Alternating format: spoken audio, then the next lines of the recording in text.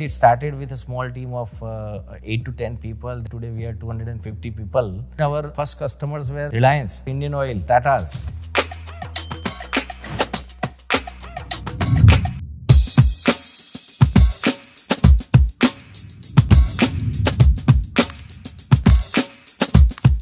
What was the drive behind going after what you learned and what you kind of built as a skill set? Each and every corner of India has to grow. We have to improve the life of the people, their upbringing, their education. So India is a different country. We cannot compare this directly with Western countries. Unless we push our energy sector up, we cannot bring the desired growth in terms of GDP, 5 trillion or maybe 10 trillion. We cannot think of compromising the energy sector if we have to reach to that level. So the world becomes your market that way. Energy is required everywhere. If you are competitive. You've bootstrapped this company for almost 15 years. I don't know many people today, and I know a lot of them, winners, who can even bootstrap their company for 1 year. Capital is an enabler that is required to grow aggressively. Once you find the right product market fit, generally, MSME in India is facing this biggest challenge. They are always looking for funds with the bank. You know, banking system actually in India, banks are very tight with small scale industry. Right from generation to transmission to distribution and to the domestic distribution, we provide services in this entire chain of electricity. Entrepreneurs like you are a real inspiration, Jignesh. That's the ethos of S45. We want to work with entrepreneurs like you and showcase the potential and taking your products to a wider audience across the globe, right? Welcome, Jignesh. So excited to meet you finally. I've heard so much about you from Pankaj.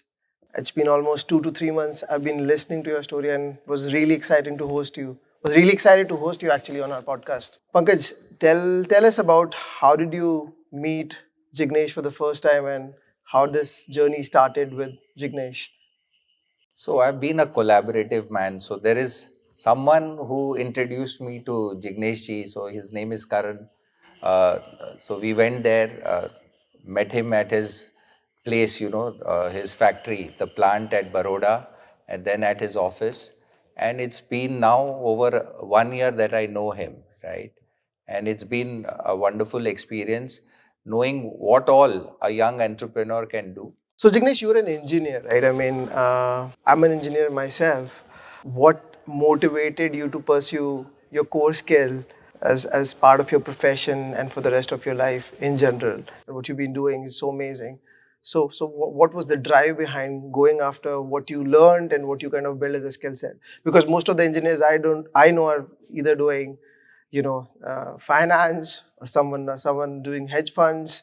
Some people are into the venture capital space. So what drove you when you started pursuing engineering and continue to be on the same path? Thank you, Dipankar and Pankaj ji, for having me. And thank you for, you can say, calling me also on your podcast. Let me give you a little background about myself. I am from a, you can say, teachers community. So my grandfather and father both were in teaching profession, and almost 70 years of their life together have been given to primary education. So I come from a very humble background, and that's how actually in my family everybody focused on education. So I have become an engineer because of the you can say an environment in my family. I have completed my engineering, and after that this journey has started. So there was no specific plan when to reach to this place. It has happened over a period of time. So generally it happens to almost all the people. Life is all about what happens to you when you are having some other plans actually. So that's what the journey has been with me also. After completing my engineering, I have, as usual, I was searching for a job, and I started my, you can say, professional journey by working in a dairy industry where I was you can say selected as an engineer, but I was given a job of manufacturing ice cream. I was thinking that I should do something actually what I have learned, electrical engineering, and that's how I joined the company called Jyoti Limited in Baroda, And see, I was very average when I was studying. So I graduated with very average marks. So I was never selected from a campus. I was searching always for one or the other, you can say, opportunities to work. And Jyoti was the perfect company to really start my career. So that is where my career has started. Started working as a service engineer. So, and the main reason service is in my blood is because my starting was actually from there. My family was also served a lot in primary education. So service has been my background from the beginning. And after working for a brief period of Jyoti, I got a real good opportunity for working in Siemens Limited. And that is where also the major responsibility was service only. But then later, service was transferred into the sales opportunity for me. So both service and sales has really given me the confidence to start something on my own. So nothing was planned when graduated, but it has unfolded going forward. So that's how actually this journey started. So, how did you come to this name Parth? And does it have any significance with your business, how you wanted to design this company, sir? Parth was already a company, running company. It was a proprietary ship firm. I took over that company actually in the year 2005, you can say, and then converted into private limited in the year 2007. And from there, the journey has started. So Parth, but I like the name Parth. Parth is Arjun, and Arjun is known for the focus. And because I like the name, I continued with the same name. So there is no significance of keeping the name, but Parth is really motivating everyone to really focus on what you want to do. Jignesh, tell us more about Parth. I mean, it's been almost what, 15 odd years since you started your journey. What does the company do? What exactly are you kind of building as products, as services? Tell us more about a little bit about Parth, and we can deep dive about after that. Right. Yeah. So those who knows me personally, uh, I have come from a service background. So service has been my strength, individual strength also, and the foundation of Parth is also services. Services has been the strength from the beginning of the organization, and even today, service is our strength. So service is basically, you can say, foundation, the backbone of this company, and from there we have started.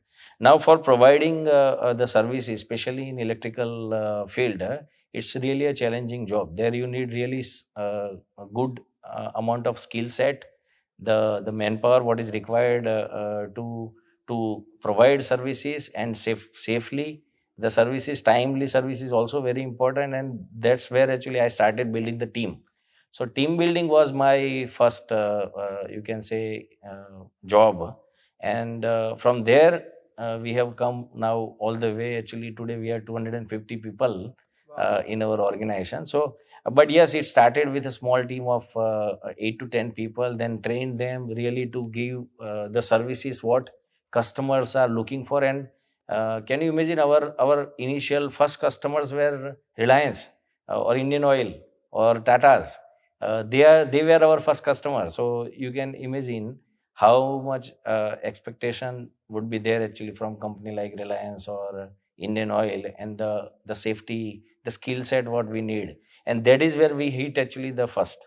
So we started with almost the challenging services where what is expected from us, and from there we have really built our entire journey.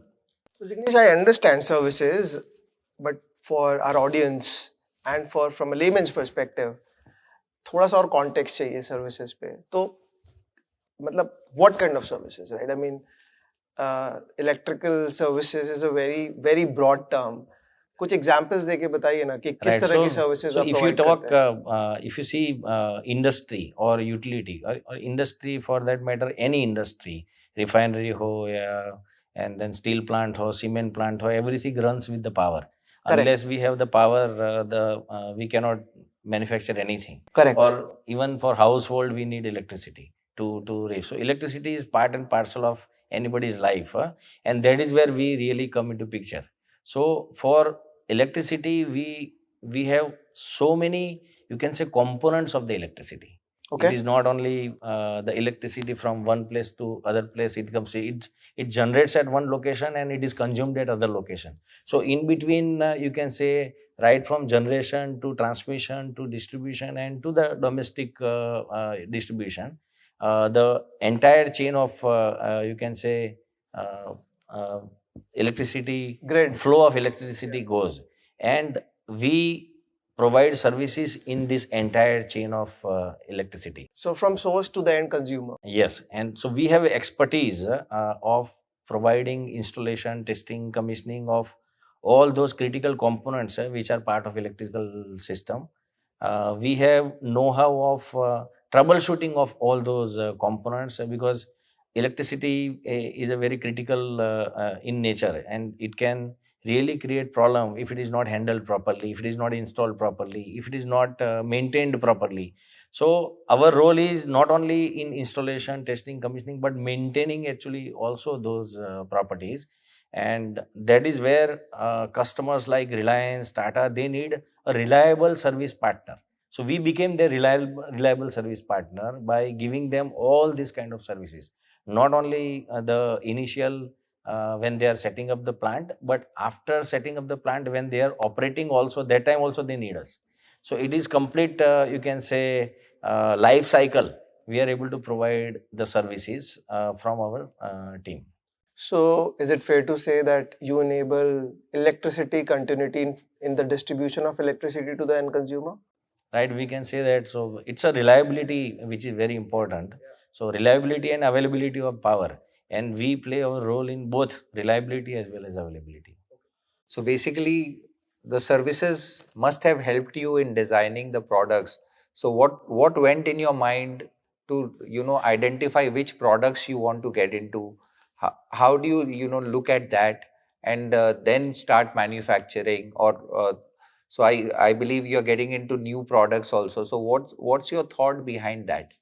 So we have never thought, let me say frankly, that we will enter into manufacturing initially. But how, the way we progressed, we really touch each and every electrical components of which were manufactured by all the big OEMs like Siemens or Schneider or ABB or GE or Arriva that time. So all those big players, L&T, they were there in manufacturing of those critical components, and we used to be the service provider for that. But then we thought that while all those components are delivered actually in the industry, the customer are facing some or the other issues with that. It may not be the design issues of the manufacturer, but it can be installation issue, it can be handling issues. So we thought that the issues what customer is facing while handling those products, we should also enter into the similar products where we can bring you can say the user friendliness, where we can bring the or we know their pain areas, so we can handle those pain areas so that they will have the products which are more, you can say, reliable and user friendly. So we have thought that let us enter into the product certain products where our strength is also there into manufacturing. So that's how actually we thought of entering into manufacturing, and we started with medium voltage. Medium voltage is a big range, right from 3.3 kV to 45 kV. So here in India, it is up to 33 kV. That is where the original strength of our lies. And then we thought that we should enter into manufacturing of these products, which falls under this medium voltage category. Thanks for enlightening me actually. Mr. Pankaj has been studying this industry for a bit now. Tell us more about your hero products. What have you been able to manufacture, design, and build it par with the so-called the veterans of this industry? So what are your hero products that you manufacture in your setups? When I say hero, the top products that is driving your top line in general. Right. So when we entered into manufacturing, again we were raw. So we thought that we have to have handholding from big companies like Schneider, Siemens, Arriva, and that time Arriva was setting up their manufacturing facility in Baroda. So we thought that let's align with them, and we started providing them again engineering design services where our strength was there. we know that what is the pain area of customer. So we used to exchange with a company called Arriva, which is based France based. Now it is being taken over by Schneider. So it is now Schneider, earlier Arriva. So we associated with Schneider in terms of, you can say, manufacturing the products what Schneider used to manufacture earlier. So we started our manufacturing journey as an outsourcing partner of Schneider, earlier Arriva, and then we learned all the manufacturing techniques and the criticality of all those products, and that's how we have thought that we can start building our own products and directly go in the market. And that is where actually our experience with working with Schneider has come into play, and we became their technology transfer partner for critical products like ring main unit, which is, you can say, the heart of the distribution system. So we thought that see, we have really good transmission system. Generation is also very good. It is connected with very good transmission lines. Power grid is really doing good. State utilities in terms of transmission is also doing good. But the distribution at the end, the consumer end is very poor. So we thought that we must contribute actually something in this distribution segment, which is a large part of India. So, and if you see government of India's, you can say, motive that the electricity should reach, the reliable power should reach to each and every household, each and every small industry of the India. And that is where we thought that the ring main unit, which is very critical component of that distribution system, we should enter into manufacturing of that. So sorry, I didn't get the name. It's called ring. Ring main unit. Ring main is unit. So yeah. what I've we read tell it's RMU. also called RMU, right? Yes.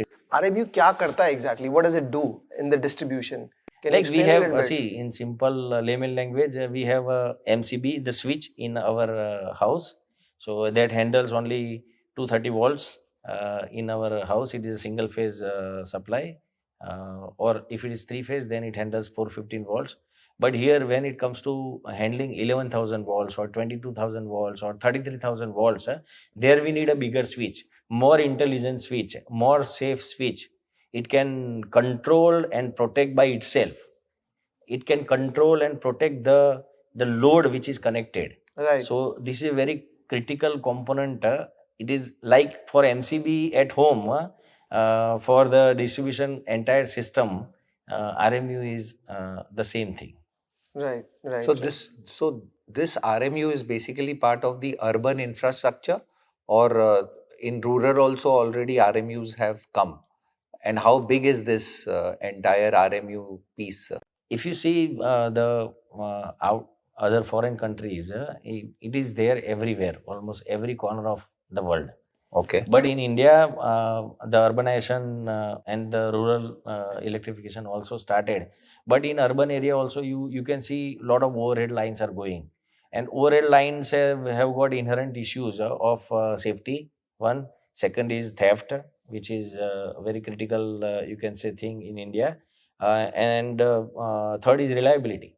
So all these three factors we are compromising when we are running actually power overhead.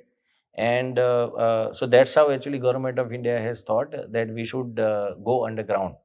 So when we have underground line, cable comes into picture, and then those cables are to be connected with the switch, and that is called ring main unit. And so you can imagine the amount of overhead lines are running across the country. If you see tier 1, tier 2, tier 3 cities, huge. So right now the focus of government is first, let us improve actually on the power reliability on tier 1, tier 2, tier 3 cities by going for underground, and then later it is going to go to each and every village.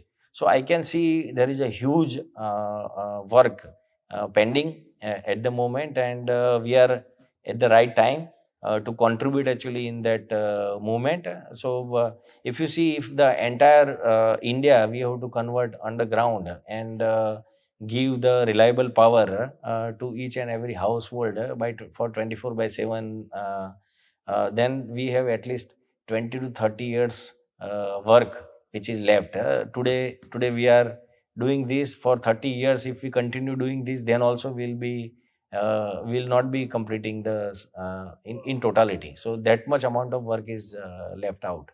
So to break that further, so today if Delhi is 500 square kilometers, how many RMUs are required only in Delhi itself if we were to do that? So Delhi has got a huge amount of power requirement.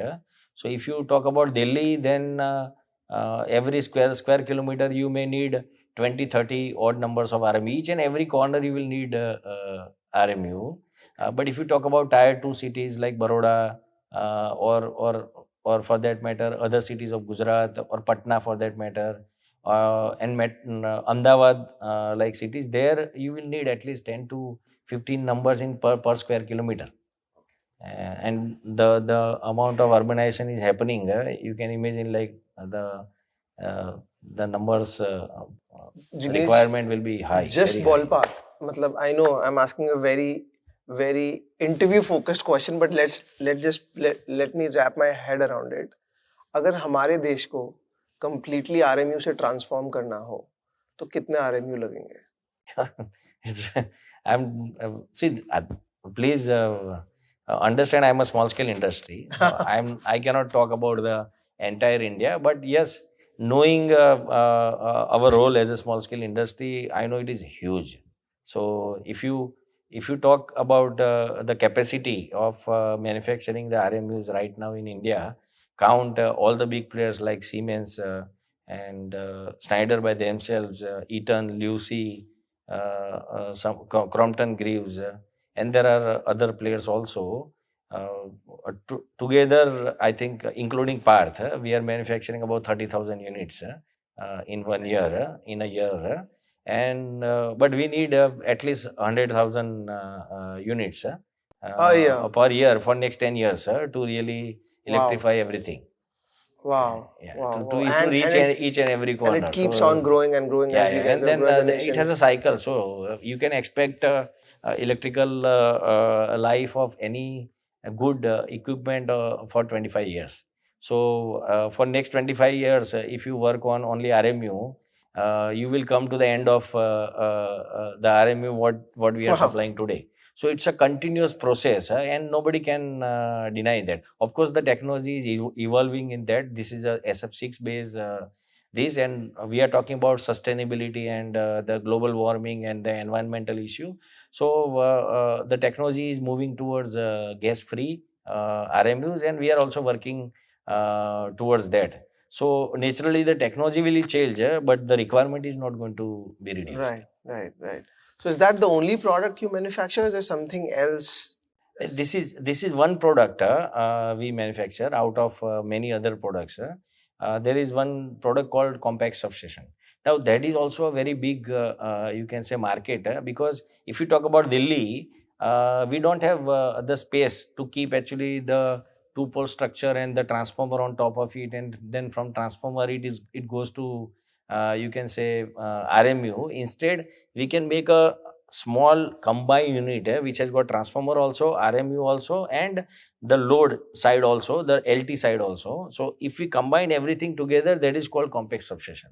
We are into manufacturing of compact substation also there, and for that also we have got a technology transfer from Schneider. So we have learned from Schneider a lot, and we have brought the best technology available actually in the market to really serve the customers. So what we are providing is the best product available in the market, but our selling point is not only giving the best product but also giving the best services because of our service background, and that is why we are winning more customers, because we have edge over others. Even big companies, they are not able to provide services the way we are providing. You can say 24/7 we are providing services to customers. So, sir, basically, who is driving this? I mean, this growth is being driven by the government or some companies. Who is driving this industrial growth or the demand itself? Who is funding this? See, it is the funding. Let's talk about the driving part of it actually, because see, uh, if we talk about the economy of India, and we are talking about 5 trillion economy. Now, for 5 trillion economy, each and every corner of India has to grow. and for growing each and every corner of India, each and every small scale industry, each and every large industries, each and every you can say government government operated industries also has to grow. Now, for growth of those companies, we need power. For giving the power, we need all the equipments to go, and for equipments we need manufacturers, and that's how actually our role comes into picture. And it is not only manufacturing, it is providing after sale service also, which is very critical thing. If you are not able to provide services, you cannot really give the product. So that's where there is a huge demand created naturally. Yeah, but of course, a lot of distribution utilities are handled by government, state government, and also the central government. So that's how the major funding actually going from the government. But of course, there are private utilities also like Torrent, Adani, Tata. So they are also pushing this. They have started pushing it even earlier than what central utility and state utility has started. So that way the funding is there from everywhere. Okay. Even OEMs are pushing, because all the big OEMs, they also want, see, finally people are not manufacturing product just for doing the business. There is a cause behind it, that we want to really contribute to the nation, contribute to the safety of the people, contribute to the energy requirement of the entire India, each and every person, because without energy we cannot think of surviving ourselves. So it is a natural, you can say, driving, which is driving this business, and that will continue. So the world becomes your market that way. Energy is required everywhere if you are competitive. So do you export also? Or what's the Yeah, right now the products what we have talked, we are not right now exporting those products, but yes, export is a big opportunity. But right now the demand in India itself is very high, and we are a small company, so we are MSME, and for MSME to really grow so fast, sometime it takes time. We are growing very fast. If you see, last year we made about 1,000 odd RMUs. This year we have made 2,500 RMUs. So we have almost double the capacity. Going forward, we are going to make 3,000, 3,500 numbers of RMU. Complex substation also equally we are going to increase, and we have other products also. So naturally growth is expected. But whatever we will grow, I think it is going to be consumed in India right now.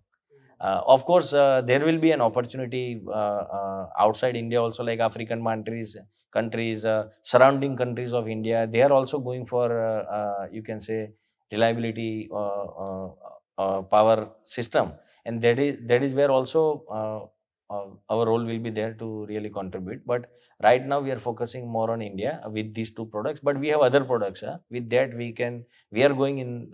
We are exporting. We are exporting our services, because services is a scarcity everywhere. So even in Bangladesh, our team is there today, and we are able to provide services in African countries also, Sri Lanka. In fact, we started providing services in USA, for that matter. So services is a scarcity right now because of the skill set, and that is where our strength comes. So we have mix, like these products are for local market, and we have other products for export markets. so if I were to ask you, sir, has services helped you in getting orders? It is always like that. Uh, because of our services, we are able to think of manufacturing, and because of our services only, today we are accepted by almost every customer of India. And you name any big customer, we are there. They value our service capability, they value our commitment to services, they value our quality of services. So, and that is bringing us good name, and that is bringing us good business also. Let's talk about the scale, sir. You're saying that you're a small company. Let's let's classify the scale. What was your last year turnover in terms So of? when we are talking about small company, small in, you can say, the turnover, Yeah. you will be, well, most of the people talk, but the value of our company is very large in terms of capability. Okay, not in terms of money. Uh, Yes, we are doing reasonably good. The last just financial year ended, we have done about 175 CR. You can say And about and with respect to growth, what was the revenue in a year before? we have grown 100% actually last year. Wow. So that is so last year, last financial year, we were about 88 CR. This year, we are 175 CR. Going forward, we are expected to go at least 30% for next many years. And we are planning to add more value added products. So because we cannot just think of working only on the products what are existing, we are adding more value added products. Why? Because we know that we can contribute more to the industry, we can contribute more to the you can say electricity, state electricity, central electricity distribution system. And we don't want to be left out actually. When we have good products available, we should thought of manufacturing, and then we should supply also. So we will be going for new products. We are adding two more factories. One is in Odisha and the other is in Baroda, with new products coming in. We were not in low voltage system. We have started actually now manufacturing low voltage system also. We have got first large export project to USA. So sky is the limit, I think. From low voltage to right now, we are talking only medium voltage. We can even think of going for high voltage, which will be our dream for going forward. I'm intrigued to ask, sir, how do you retain your team? Because this services, so you were working somewhere, you started this company. This could happen with, your people who have been trained, they can take business directly. So what are you doing differently there in terms of training your people, or, growing them, making them partners, or what? How do you manage that? So that's where my individual strength comes into picture. So I always believe actually in building team, and making that team as a family of our own. If you talk to any of our employee, you will find that they are with us since more than 10 years, 15 years.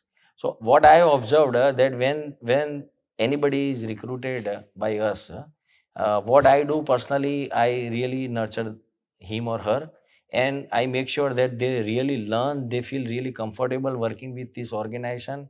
And at the same time, they are financially also taken care, because if their salary remuneration need or salary needs are taken care, then rest is the environment of the organization. You will find that sometime our salary levels are not very high, but still people want to work in our organization because of the environment.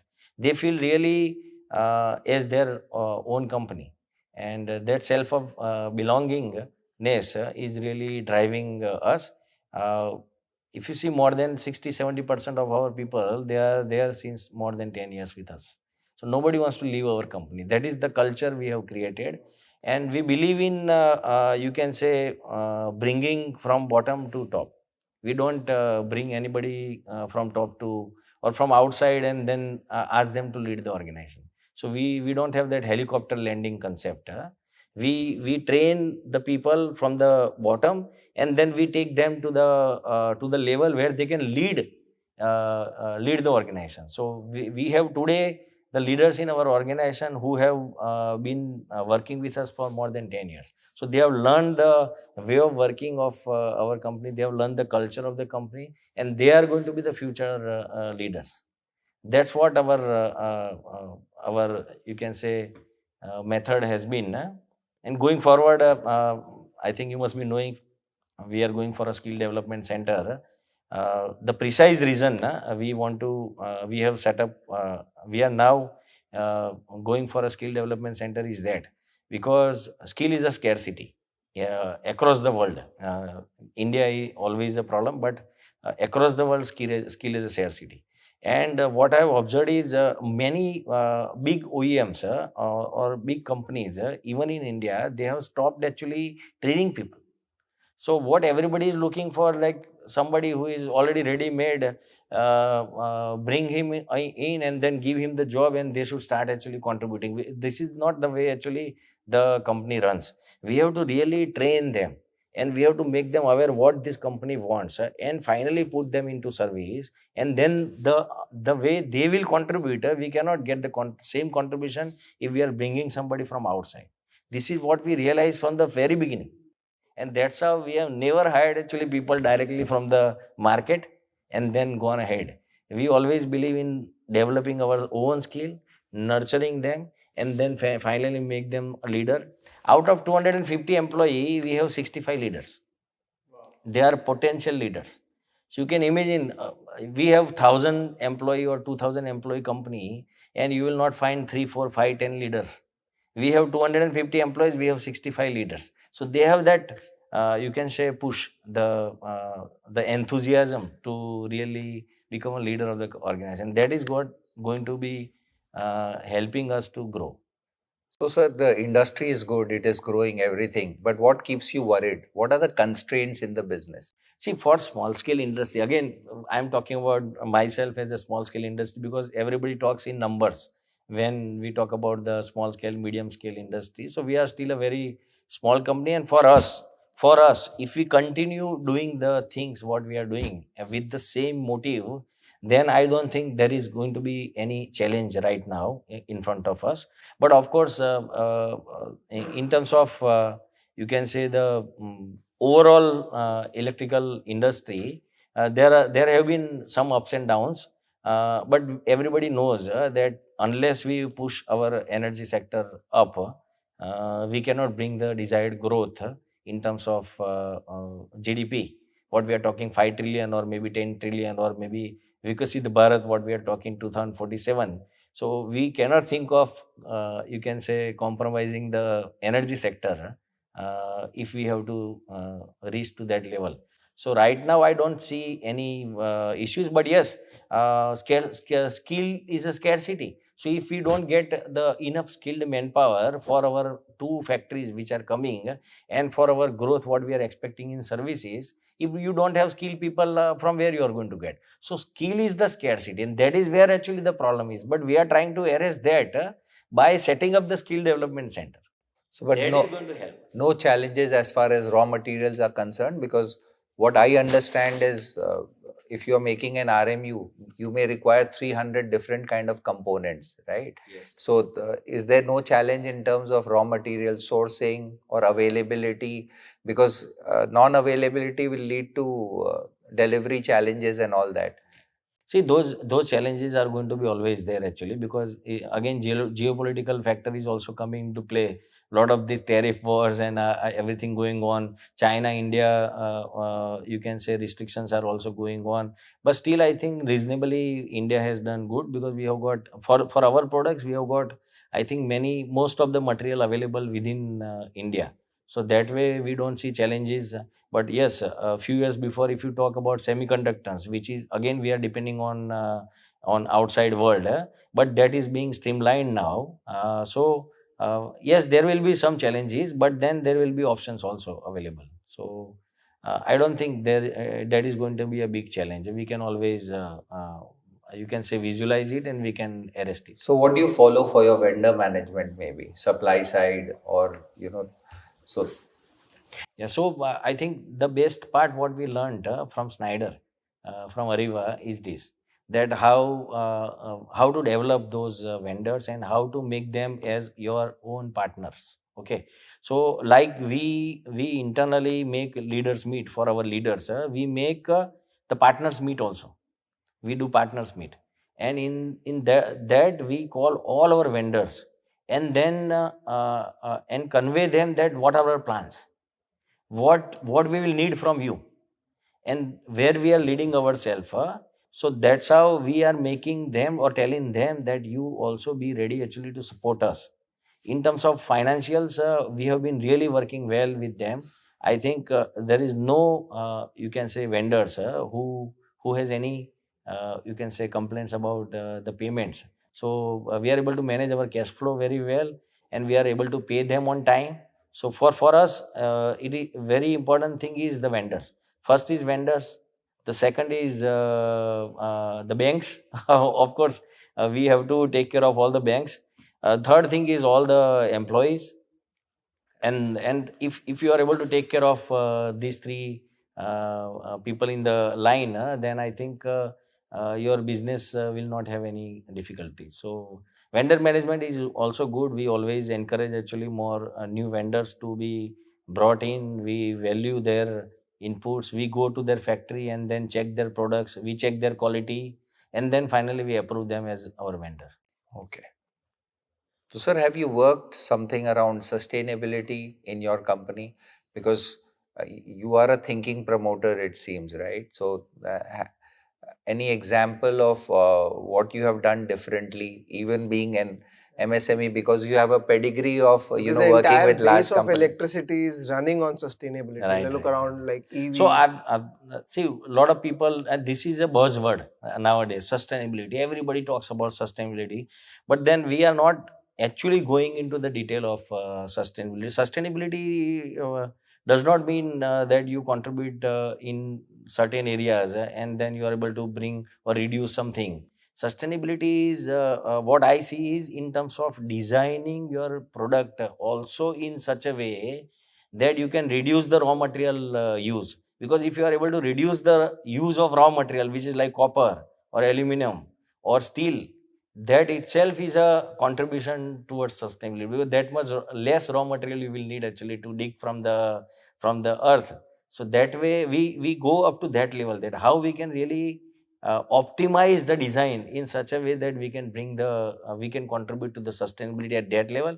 But more than that, we are continuously thinking of, you can say, three, four areas we have really worked in last 2, 3 years. Like we have gone for solar rooftop solution for our own factory.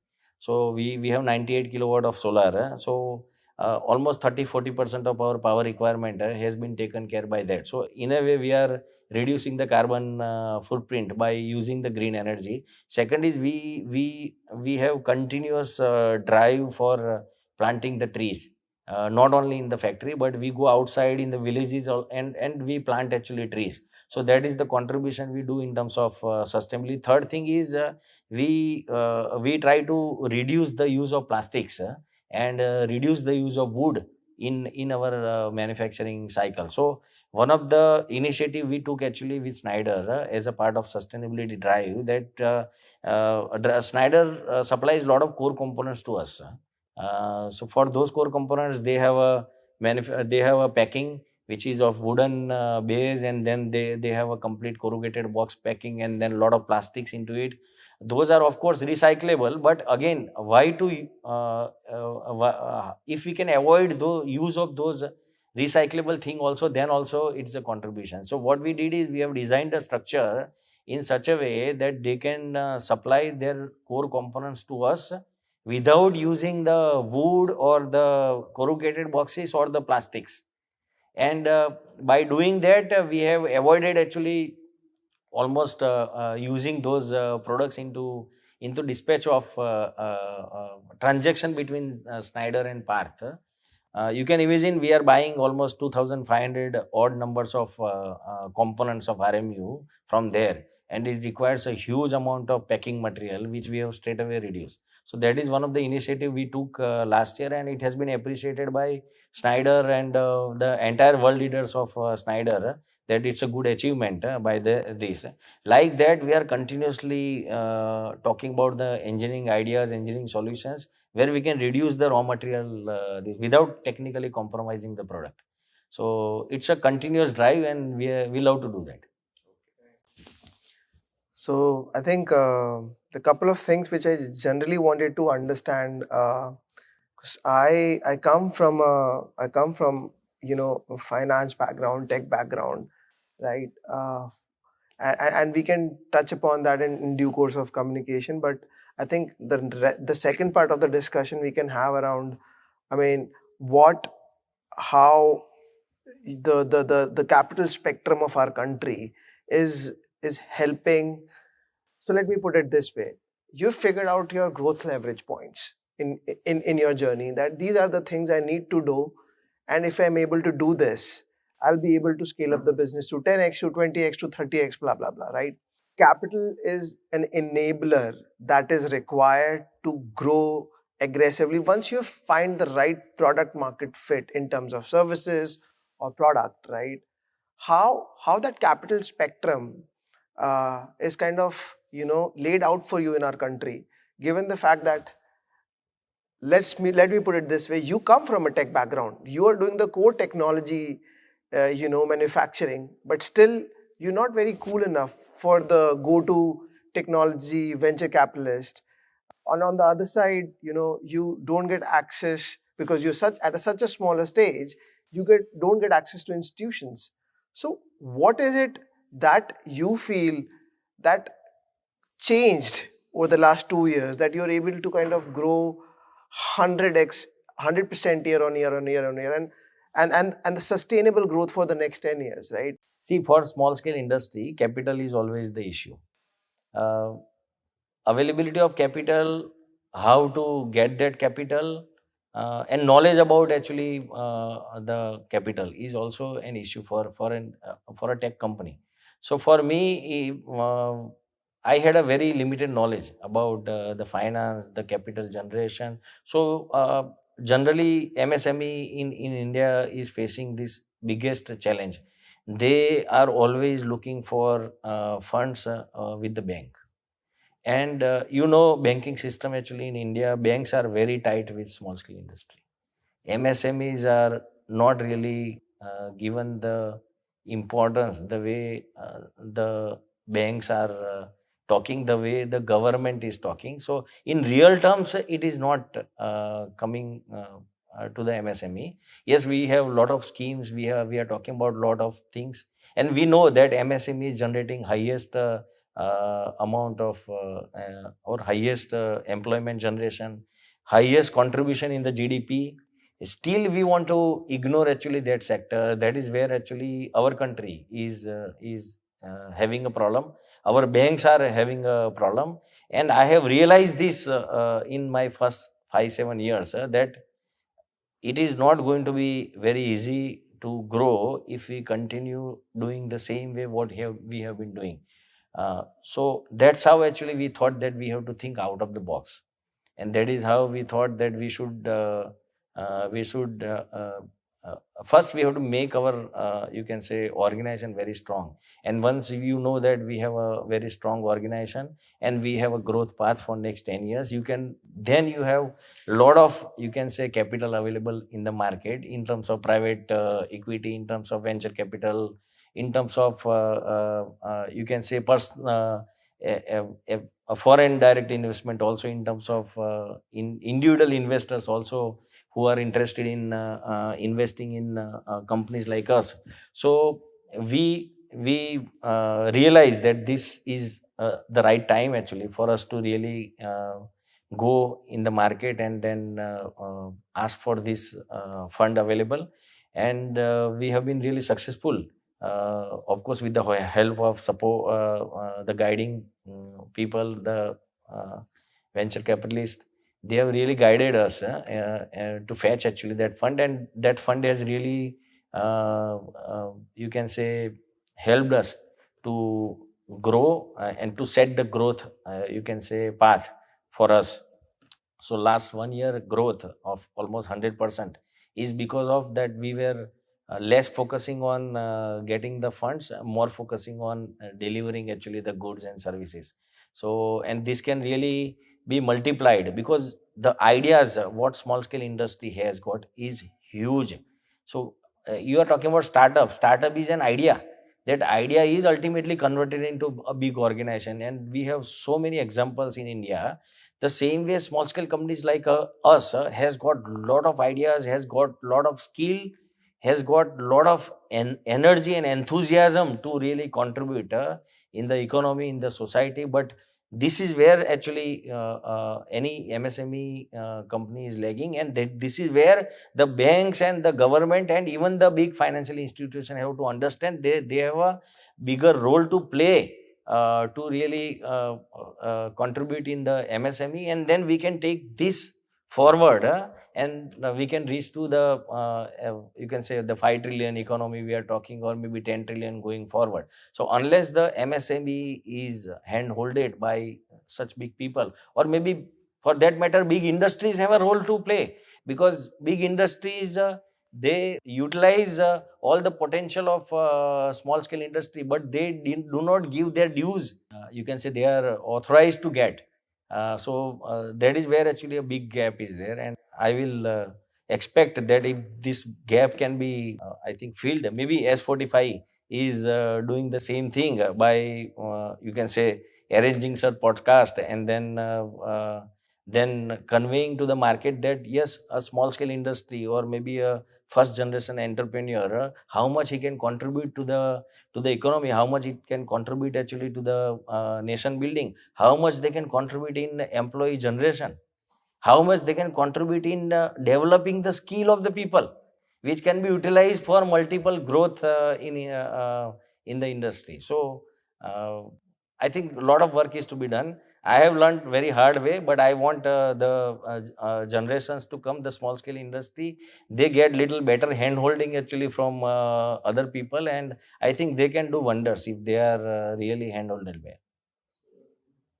Actually, that's what this podcast is all about, like to create awareness among other entrepreneurs that the growth capital that is required to scale the business multi-folds over a period of like 2 to 3 years, 4 years, 5 years. Outcome might not be a unicorn, but outcome can be $100 or $200 million enterprise. India, we don't need three unicorn. We need 300 small scale industry to grow Yeah. So actually. that's what our So thesis is. that is In going to essence. take India, because India is a different country. We cannot compare this directly with Western countries actually. We have a different, you can say, ecosystem, the culture. So, and we need a inclusive growth. We cannot expect the top 1% will have 90% of the wealth, and rest everybody comes under actually the last 10%. That way we cannot bring the growth. So Per that's capita income, what we are talking is yeah, the classic example yeah, actually yeah, where we are right now. yeah. So we have to improve the purchasing power of the people. We have to improve the you can say life of the people, their upbringing, their education. We have to really work very hard. So I think a lot of work is to be done, but I know that there are many good people who are willing to contribute towards that, and I think India has got that kind of people also. That's the ethos of S45. I mean, we want to work with entrepreneurs like you and kind of showcase it to a wider audience and showcase the potential in both investing, collaborating, and taking your products to a wider audience across the globe, right? And I think immense potential is there, and entrepreneurs like you are real inspiration, Jignesh. And how should I say it? I mean, you've bootstrapped this company for almost 15 years, and I mean, I don't know many people today, and I know a lot of them, of entrepreneurs who can even bootstrap their company for 1 year. Because the minute they start, their expectation is I need seed capital or a pre-seed capital or an ideation stage capital, right? So I think you're an inspiration to a lot of entrepreneurs out there. 15 years of bootstrapping, and still you're not even started to kind of deliver the magic you can. So I mean, and on this note, we're going to kind of end the first part of our discussion. Yeah, so I may have one just question to ask you here, right? So, in spite of all these challenges, where does Jignesh Patel see himself 10 years down the line and see Parth Electricals 10 years down the line? What does he want both to become 10 years down the line? Of course, uh, earlier I was not able to see 10 years down the line. I always have actually one step at a time approach. But of course, I have a bigger vision that this organization has to really grow to the level where it can self sustain. It can, without compromising the values of the organization, it creates the legacy so that each one of us who has contributed in this organization, they can depend on the organization. for their children also, for their loved one also. So that is what kind of organization we want to create, and self-sustaining. And I want the leaders of today. They should lead actually this organization going forward. So overall, I want to see that in terms of organization, the values point of view like that, because that is the larger picture for any businessman to think of. In terms of value, in terms of volume, you can say that yes, we want to grow for next 10 years at least 30-40% going forward. And some instances will come. I know that we can even bring growth 100%, like last year we brought. So there will be few instances going forward where we will grow 100%. But anywhere 30% growth, I don't think it is not achievable actually for companies like us for next 10 years. So thanks, Jignesh, for giving us your time, for speaking to us, telling so many exciting things about your business and your journey to our audience. Before we wrap this conversation up, any last piece of advice for your fellow entrepreneurs of our country, our nation, who are bootstrapping their businesses for I don't know how many years, the way they are growing? Any piece of any key takeaways for them? Let's put it this way. Okay, let me say that mm, I'm not I'm not the correct person maybe to give any advice, but yes, what I have learned in last 15-20 years in my entrepreneurial journey, what I can say is that if you have any idea in your mind, and if you know that you can work on that idea, if it is